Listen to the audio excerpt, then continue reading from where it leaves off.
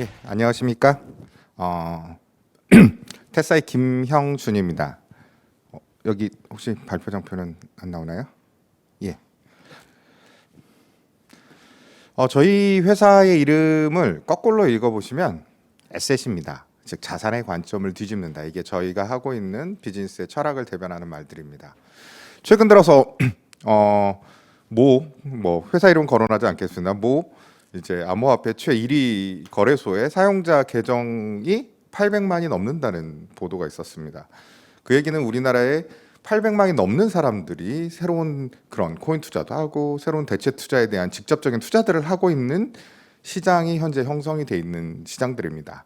그래서 테스라가 지향하는 것들은 이렇게 다양해진 사람들의 그런 직접 투자에 대한 욕구들 속에서 이제 미술이라는 그런 되게 안정적인 자산에 일반인들도 접근할 수 있도록 하는 것이 바로 테스라 서비스입니다.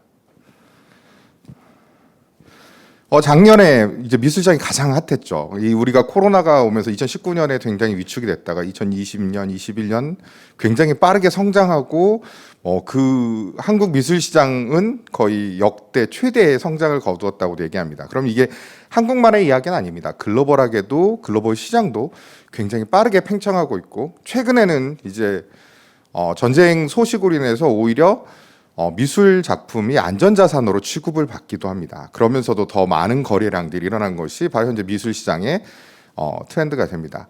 그럼 미술 시장하고 안전자산이 우리가 부동산이랑도 한번 비교를 해본다면 어떤 이점이 있느냐?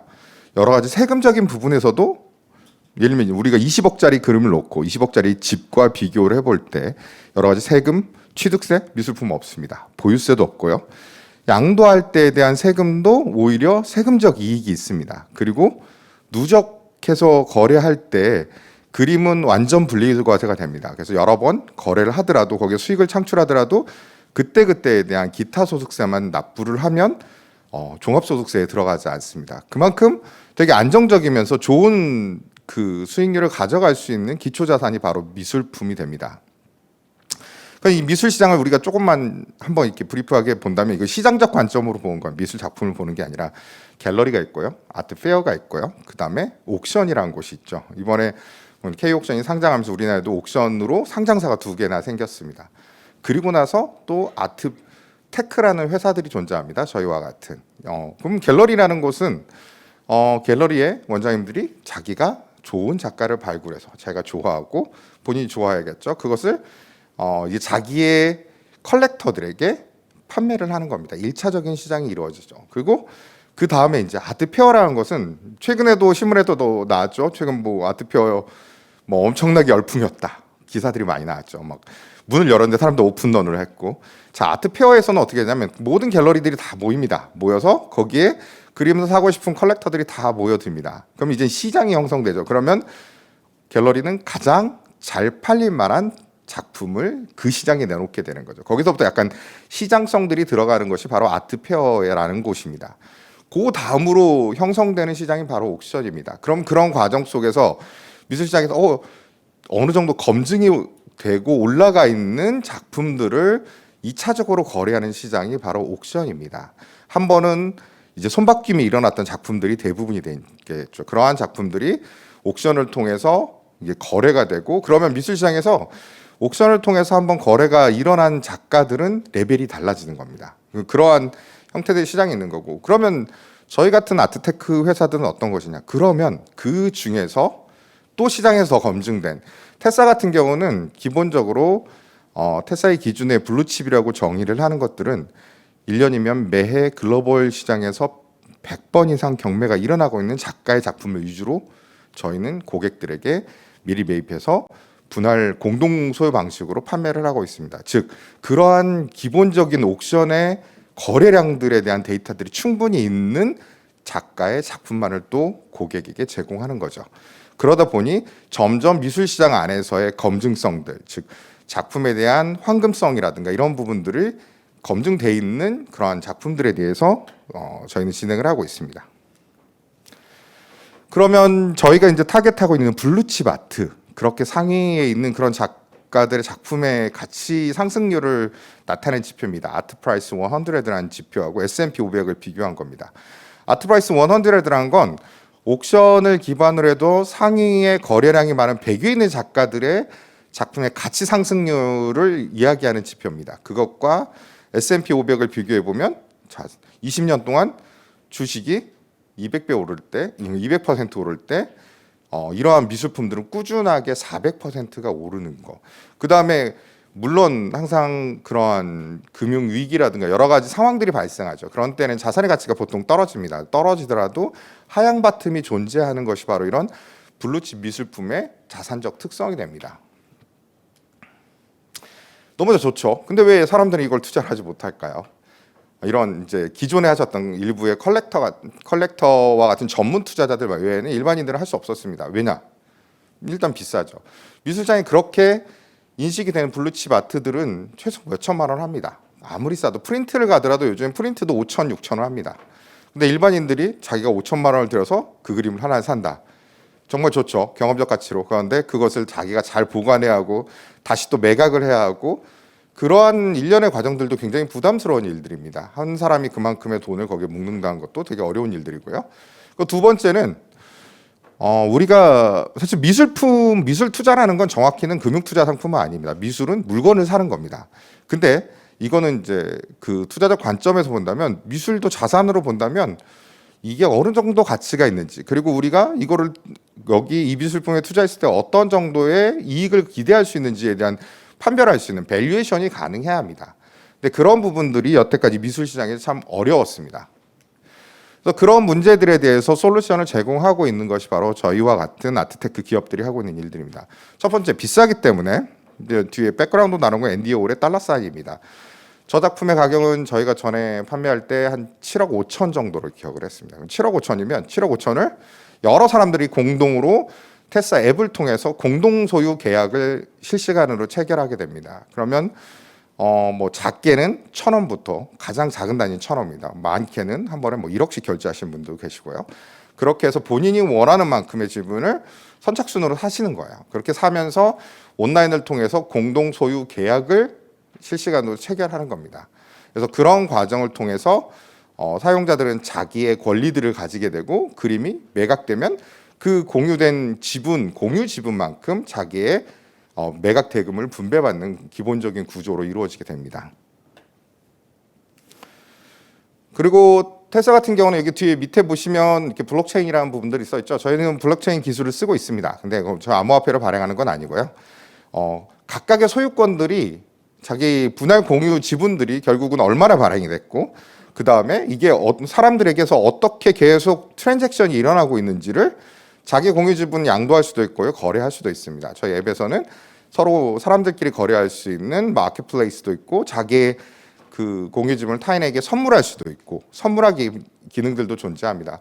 그럴 때마다 소유권이 변경이 되잖아요. 변경이 되는 것들 실시간 블록체인 원장의 기록에서 공개를 하고 있습니다. 그래서 현재는 클라이트 네트워크를 쓰고 있어서 예를 들면 제3자도 스코프라는 브라우저를 통해서 저희 DB를 까지 않더라도 이 작품의 소유권이 몇 개가 발행됐었고 사람들한테 몇 명이 가지고 있고 이게 어떻게 계속 거래가 언제 일어나고 있는지 손바뀜이 어떻게 일어나고 있는지를 다 공개하고 있습니다. 그래서 이런 과정을 통해서 더 투명하게 이 그 작품들에 대한 소유권들이 이동되는 것들을 보여주고 있는 게 저희 테사의 또 특징이 됩니다. 두 번째는 아까 문제사항 중에 하나가 밸류에이션이죠. 그러면 이 그림이 얼마짜리인지에 대해서 어떻게 고민할까요? 보면 테사가 또 이렇게 하이엔드 작품 그리고 경매 기록이 많은 작품을 하는 이유도 하나가 이것입니다. 밸류에이션을 하려면 근거 데이터가 있어야 합니다. 그러면 개인 간에 거래했던 그 거래들은 우리가 알 수가 없어요. 그래서 통계로 쓸 수 있는 방법은 우리가 공인돼 있는 경매회사. 예를 들면 우리나라에 아까 설명드렸던 상장사와 같은 K옥션, 서옥션 이런 경매회사들은 경매 기록을 다 오픈합니다. 웹사이트에 가면 다 오픈해놨어요. 그렇게 경매 기록 오픈하는 게 글로벌하게 제가 세봤더니 한 600개가 넘습니다. 그런 경매회사들이. 그러면 그러한 데이터들을 취합해서 그럼 이 작품의 가치 상승 시 20년 동안 어떻게 변했는지 그러면 이 작품의 데이터만으로 충분하지 않다면 이 작가의 이 작품과 유사한 사이즈, 유사한 패턴의 다른 기록들은 어떻게 되는지도 취합을 하게 됩니다. 그래서 전체적으로 매해마다 거래량의 변화, 그 작가 더 데이터를 줄여본다면 그 작가의 이런 패턴이면 파나면 파나, 페인팅은 페인팅, 그 섹터로 더 줄여서 분석해 보기도 하고요. 그리고 유찰률의 변화는 어떻게 되는지, 그리고 최근에 이런 가치 상승률들은 평균적으로 어느 정도 나오는지들을 분석해서 사용자들에게 리포트로 제공하고 있습니다. 저희 사용자들을 서베이를 해보면 한 30%의 사용자는 미술 1도 모른다고 얘기하세요. 그 70%의 사용자는 재테크 때문에 이 서비스를 쓰고 있습니다. 그렇다면 이런 분들이 미술품에 대한 지식들이 없을 때 이러한 분석 자료와 이러한 리포트해주는 자료들이 그분들에게 여러 가지 판단할 수 있는 좋은 근거를 제공해드리고 있습니다.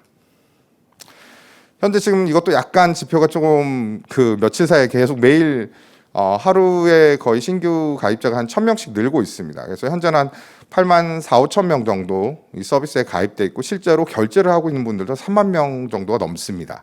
그래서 그런 분들이 거의 매 신규 가입자들이 한 30에서 35% 정도는 다 컨버전이 일어납니다. 새로 신규 가입한 분의 한 35%들은 계속 저희 서비스에서 새롭게 결제하고 거래를 하고 계십니다. 그리고 여태까지 저희가 2020년 4월부터 모바일 서비스를 시작했는데요.